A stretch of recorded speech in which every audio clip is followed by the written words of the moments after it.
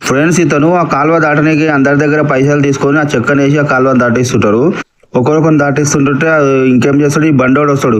మరే నేను దాటుతారా నాయన అని చెప్పి పైసలు ఇస్తుంటే వాడికి చెక్క తీసేసేస్తాడు. నువ్వే దాటితే ఏడైతారా నాయన, ఆ చెక్క కూలిపోతావు, నువ్వు పక్కకు అని చెప్పి మాట్లాడుతుంటాడు. అరే ప్లీజ్ రా కొన్ని పైసలు ఎక్కువ ఇస్తా అంటే అయినాక వాడేమో ఒప్పుకోడు.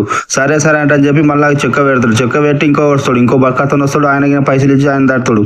ఆయన దాటిన తర్వాత ఇంకో బ్లూ షర్ట్ ఆయన వస్తాడు. ఆయన పైసలు ఇచ్చి ఆయన దాడతాడు. ఈయన దాడతాడు, ఇంకో ఆయన దాడతాడు. మళ్ళీ బండోడు వచ్చిన కాళ్ళు ఏం చేస్తాడు, అరే ఇంకా పైసలు ఎక్కువ ఇస్తారా నాయన అంటే అయినాక చెక్క తీసేసేస్తాడు. అరే నీకు దండం పెడతా అన్న నేను అక్కడ పోవాలి, ప్లీజ్ ప్లీజ్ పైసలు ఎక్కువ తీసుకో అంటే అయినాక రానియాడు. ఈ లోపు ఇంకో ఆయన వస్తాడు, ఇంకో ఆయనకు చెక్ వేస్తాడు, పైసలు తీసుకుంటాడు, పంపిస్తాడు.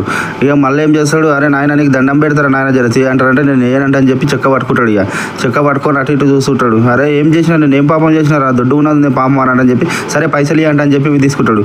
పైసలు ఇస్తాడు, చెక్క తీసుకుంటాడు, వెళ్ళిపోతాడు. ఇక ఈ బండోడు ఏమో టెన్షన్తో అరే నా పైసలన్నీ ఇచ్చిపోరా నాయన, ఇదేం నెత్తికరా అని చెప్పి నెత్తికి చేతులు పెట్టుకుంటాడు. వీడియో ఎలా ఉందో నచ్చితే కామెంట్ చేయండి, లైక్ చేయండి.